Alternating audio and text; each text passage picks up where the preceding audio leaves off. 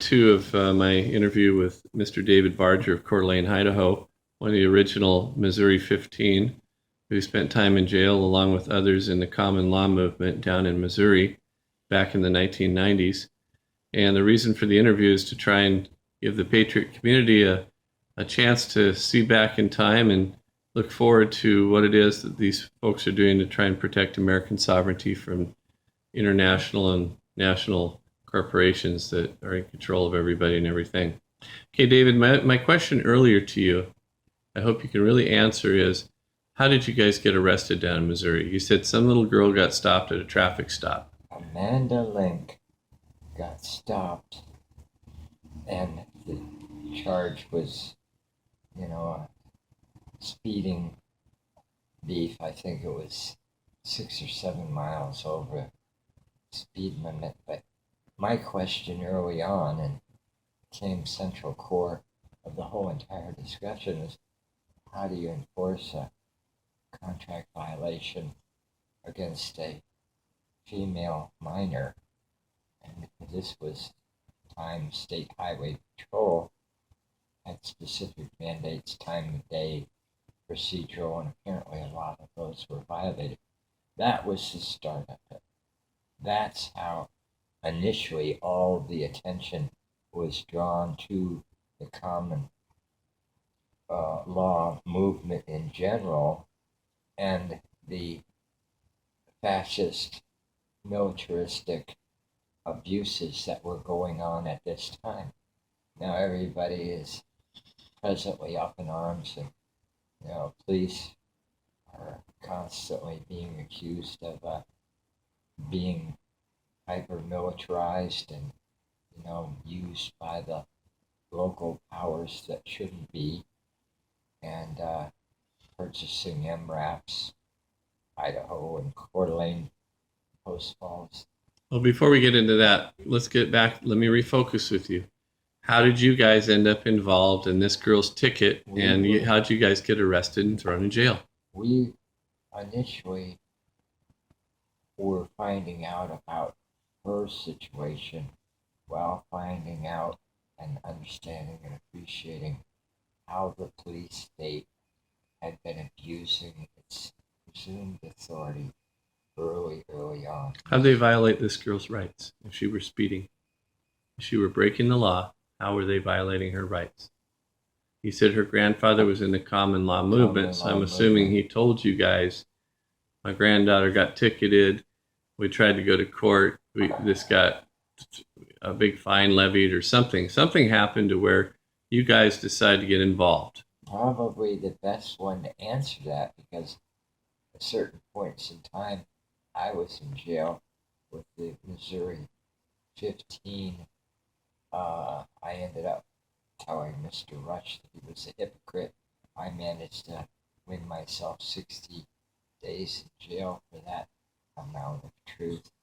But it was when ultimately we were accused of pressing these common law liens in the court system. It was alive on its face. So you guys were part of the Freeman movement, sovereign citizens movement. Freeman, sovereign. Okay. But how dare you try and be bad slaves? Maybe we were viewed as being bad actors and accused in the common media, and it's very common considering it has taken on the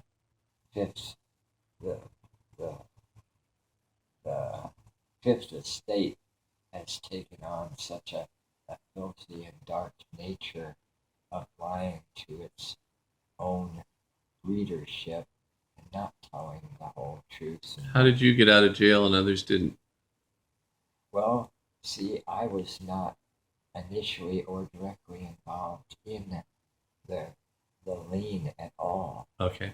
I was just there at the court, right along with you, to talk, I don't know how many hundreds of others, to document or redocument the abuses that were going on and how they were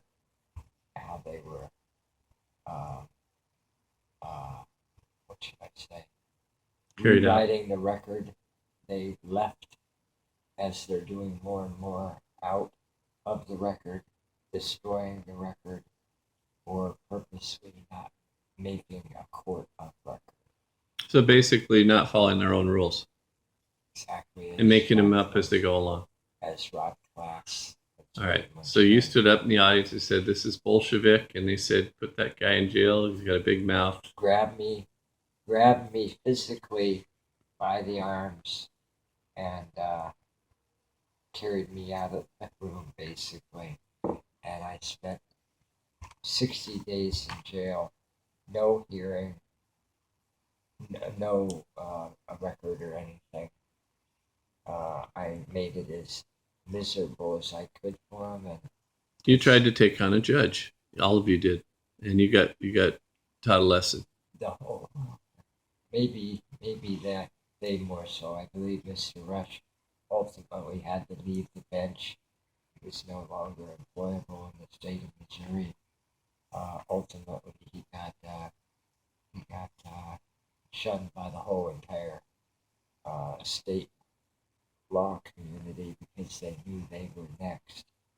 If you look at the court of record as well as I can't remember the name of the Mexico ledger, they have lost part of the record in regard to this, and it was supposed to be the paper record. And we can't find anything on the internet about it. That's what's so interesting. It's been expunged from the internet. Dave, what I'd like to ask you is, the paperwork you showed me, it looked like a court appeal. Did you guys lose initially and then go on appeal and then win with your own common law attorneys? No, actually, as corrupt as we knew the system was, and as unreliable and dirty as the judges were, the Bar Association and the lawyers were even more so. And so what we were attempting to do is provide a record, at least a record of the fascism and tyranny that was occurring in the 90s, so that nobody could speak unrighteously against us when we ultimately brought it up after. All right, my question to you becomes, if you were so involved in Missouri, why'd you leave and come to Idaho? Well, I didn't willingly leave. Even before all these late date, big patriot heroes that we hear about nationally, I was physically escorted out of the state of Missouri by the State Highway Patrol at the direction of the St. Louis County court system. Ultimately, if I hadn't left, I would have ultimately probably suffered the same fate now as what Edward Steele had suffered in Idaho. Not sitting down and being quiet and taking it. All right. I'm going to put this on pause, and I want you to go get the documents and hold them up to the camera. You will have engendered at a viral level. All right, Dave, I want you to go ahead and show me the documents that you're talking about, okay? All right. Okay, Dave, go ahead and hold up the first document for us and clearly for the camera. Is that in focus? Yep. The case of Jay Nixon versus the Missouri 15, the rest of the story. State Exhibit 5. So basically, this was an appeal that you guys wrote to the state and you won? Actually, more so than what most people would understand and appreciate, considering it appeal against, at the time, Governor Jay Nixon, our prosecuting attorney Jay Nixon.